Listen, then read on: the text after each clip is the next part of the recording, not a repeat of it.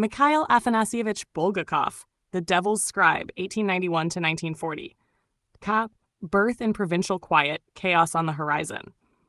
Mikhail Afanasievich Bulgakov was born on the 15th of May, 1891 in Kiev, then part of the Russian Empire, and died on 10th of March, 1940 in Moscow.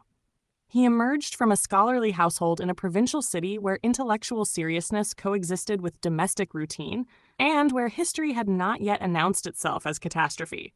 His father, Afanasy Ivanovich Bulgakov, was a professor of theology at the Kiev Theological Academy, steeped in patristics, scripture, and moral argument. From him, Bulgakov absorbed a familiarity with biblical cadence and metaphysical dispute that would later surface in transfigured form. His mother, Varvara Mikhailovna, ran the household with competence and emotional steadiness, raising 7 children amid the accumulating pressures of social change. The home was orderly but alive, serious without being austere. Books were present. Conversation mattered. Thought was not ornamental. Bulgakov began writing early, producing stories and sketches as a child. Russian was the family language, but Ukrainian cultural rhythms shaped his sense of place, embedding a lifelong doubleness. Kiev was a threshold city, and Bulgakov learned early to see reality as layered rather than singular. This habit would become structural in his fiction. Education and the call of medicine. Bulgakov entered Kiev University and studied medicine, graduating in 1916 as Europe collapsed into industrial war. The medical profession appealed to his precision and skepticism, but it also brought him face-to-face with suffering stripped of ideology. He served as a doctor in frontline and rural conditions, treating wounded soldiers and civilians in remote clinics. There, disease, fear, and absurdity converged. Human systems failed. Bodies did not. This confrontation with mortality sharpened his observational discipline and seeded the tonal balance that would define his writing. Irony without cruelty, compassion without illusion. The Revolution of 1917 and the Civil War that followed pulled Bulgakov into successive military mobilizations. He witnessed chaos not as spectacle, but as lived disorder. Allegiances shifted. Authorities contradicted themselves. Language decayed into slogans. These experiences later resurfaced as satire, not memoir. By 1921, physically exhausted and intellectually disenchanted, Bulgakov abandoned medicine and moved to Moscow.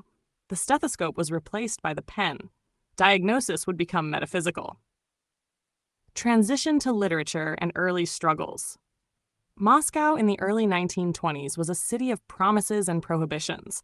Bulgakov entered journalism, writing feuilletons and satirical sketches for newspapers and magazines. These early works exposed the absurdities of Soviet bureaucracy with surgical clarity. Stories such as the Diaboliad captured a world where institutions multiplied faster than meaning, and where individuals were crushed not by villains, but by paperwork. Bulgakov also turned to theater, adapting his Civil War novel The White Guard into the play The Days of the Turbans. The play enjoyed initial success and even Stalin's personal approval, but this protection was erratic and unstable. Productions were halted as often as they were allowed. Bulgakov existed in a state of suspended legitimacy. In 1932, he married Elena Shalovskaya, his third wife, who became his confidant, typist, editor, and protector. Her role would later prove decisive. Major works and themes. Bulgakov's literary output spans novels, novellas, plays, and short fiction, unified by a consistent ethical tension. The White Guard portrays a family caught between collapsing loyalties, offering neither heroes nor absolution. A Dog's Heart, written in 1925 and banned until 1987, satirizes the attempt to engineer a new Soviet man through grotesque biological and ideological intervention. His culminating work, The Master and Margarita, completed shortly before his death, interlaces 3 narrative planes: Stalinist Moscow, biblical Jerusalem, and a metaphysical realm governed by the devil. Wolin's visit exposes the hypocrisies of literary bureaucracy, moral cowardice, and spiritual emptiness. The novel affirms love, artistic integrity, and moral accountability, not through realism, but through allegory. Freedom exists, but it is costly. Redemption is possible, but not public. Recurring themes include the persecution of the artist, the falsification of language by power, and the endurance of truth under repression. Style, satire in shadows. Bulgakov's style operates through controlled volatility. His prose is precise, rhythmic, and elastic, capable of pivoting from realism to fantasy without fracture. Where Tolstoy explains the moral order of the world, Bulgakov exposes its falsifications. Where Dostoevsky descends into psychological extremity, Bulgakov ascends into allegory. One probes conscience through suffering, the other indicts power through laughter. Dialogue carries the texture of everyday speech, but meanings accumulate beneath it. The supernatural enters not as escape, but as clarification. The grotesque becomes diagnostic. This method descends directly from Nikolai Gogol. Bulgakov inherits Gogol's animated objects, bureaucratic nightmares, and moral absurdities, but refines them for a modern state where terror is administrative rather than folkloric. Gogol's overcoats become Bulgakov's offices. His devils acquire paperwork. Nature and the city function as sentient participants. Storms break when truth approaches. Streets warp under ideological pressure. Nothing is neutral. His influence stretches beyond Russia, shaping global magical realism and political allegory. Life under censorship and despair. By 1929, Bulgakov's position collapsed. All his plays were removed from theaters. Publication avenues closed. He wrote a desperate letter to Stalin, requesting permission to emigrate, or, failing that, to work. He was instead given employment at the Moscow Art Theater, adapting classics and working in literary shadows. Meanwhile, he continued revising the Master and Margarita in secrecy. Illness advanced. Nephrosclerosis consumed his strength.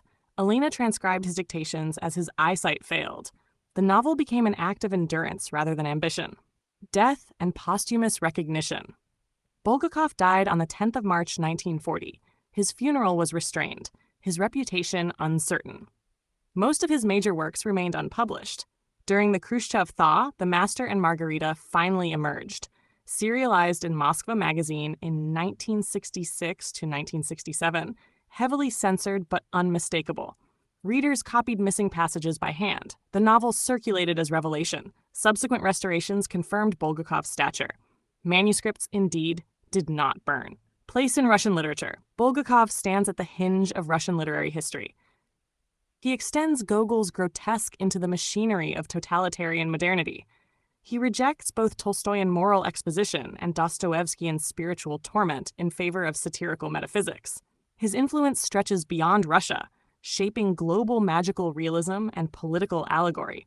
He showed the world that a talking cat on a tram could be more dangerous than tanks.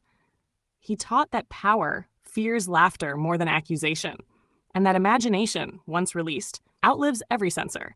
Let the silence do the rest.